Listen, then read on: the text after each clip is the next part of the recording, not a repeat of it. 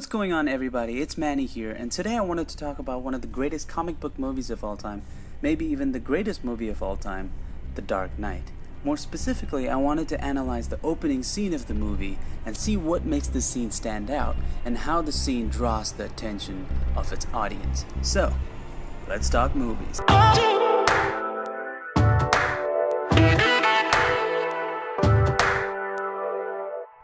As we tower over the city of Gotham in daylight, the focus of the audience is drawn into the center of the frame.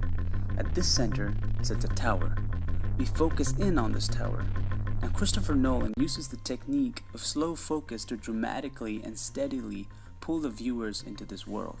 Now, although this building might seem like a generic city tower, there is something about the unique choice in color. The tower has a deep, dark black. This helps the structure to stand apart in the city skyline. There's also something very poetic. The darkness of the inevitability to come is reflected in its color. We close in onto this darkness, the exterior shot of the smooth glass surface, leading the audience to think that the filmmaker is establishing an interior location of the scene yet to come. And just like that, an explosion, a boom, a shatter, exposing us to the evil lurking behind the unknown, planning to cause destruction. This little misdirection at the start pulls the audience right in the action and gets us ready for the upcoming carnage to ensue. Down beneath all the action lies a figure. We don't see who this is. Nolan uses the same trick of slow focus to let us know that there's something different about this man that separates him from the rest of the masked men. This shot in particular is a fascinating way in which the filmmakers indirectly introduce us to our character, dropping in slight hints that this might be our antagonist. Because there's something unique about this man, the way he stands, something about it, expressing coldness and indifference from the rest of the people that walk the streets, a cold contrast between the peace in the streets and the chaos brewing within this figure. As he puts on the mask, a van comes into frame. The background score immediately escalates, a chaotic melody accompanied by strings, letting the audience know that the van and its occupants are ones of chaos. The masked men move on to the rooftop of another building. We now get a clear establishing shot of the geography. As the first dialogue ensues, we are moved into the interior of the van. The camera shots are strategically placed in a way in which we feel like passengers tagging along in this experience. The dialogue between the men lets us know that they're about to commit a bank robbery. The dialogue and visuals also indicate that these masked men are working alongside the men on the roof, and that all these men are hired by someone who is the brains behind the master plan. A sort of myth amongst these masked men about a man wearing makeup, a man that goes by the name Joker. And immediately, our viewers start to piece it together and think that maybe this man called Joker could be the same man standing in the street, due to the extra attention given to the shot before. As the men enter the bank, the camera follows the mask of main focus. Christopher Nolan follows this particular masked man in order to further establish his importance in this heist, drawing the audience's attention more towards this man. The men fire their weapons, shocking the inhabitants of the bank, also alerting the audience of the inhospitable situation. As we see the men round up the hostages, a woman at her desk pushes her hand down on a silent panic alarm. And then we immediately cut to the men on the rooftop cutting the wires trying to stop the signal of the alarm, showing the audience that these men are nowhere close to being just amateur thieves or common crooks, but they have come with a well thought out plan. But at this point, the scene takes an even darker turn.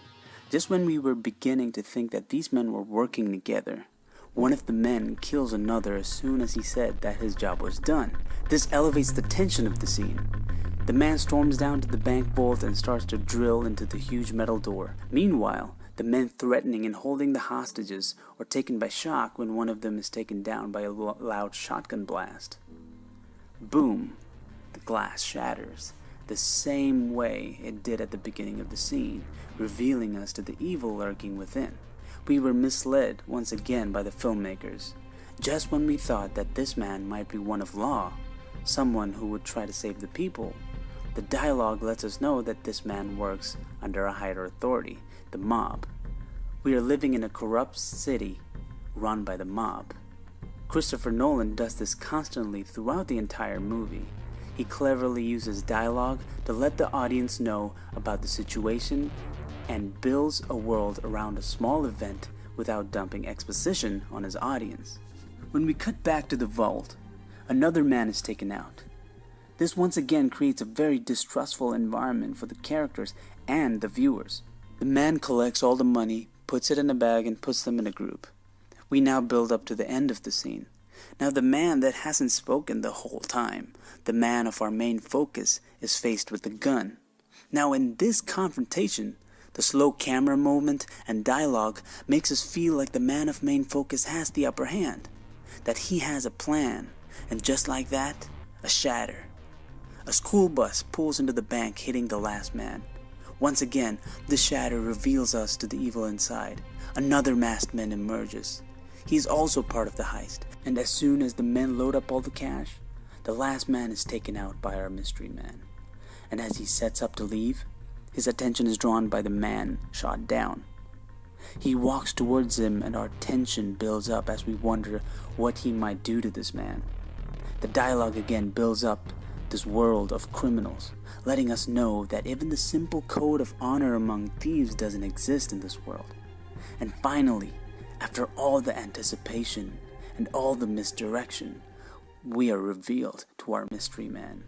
The myth, the mastermind, the criminal above all criminals, the man behind the death and chaos that ensued. The Joker, a face that screams anarchy. As he prepares to leave, he pulls his last trick, his last misdirection, a fake grenade.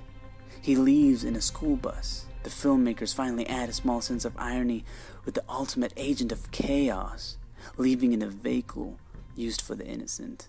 And just like that, the Joker disappears into the abyss, passing straight by the police cars approaching the bank unharmed, predicting the upcoming tragedy, that the Joker would be able to cause all the destruction in the world with the law right in front of his eyes.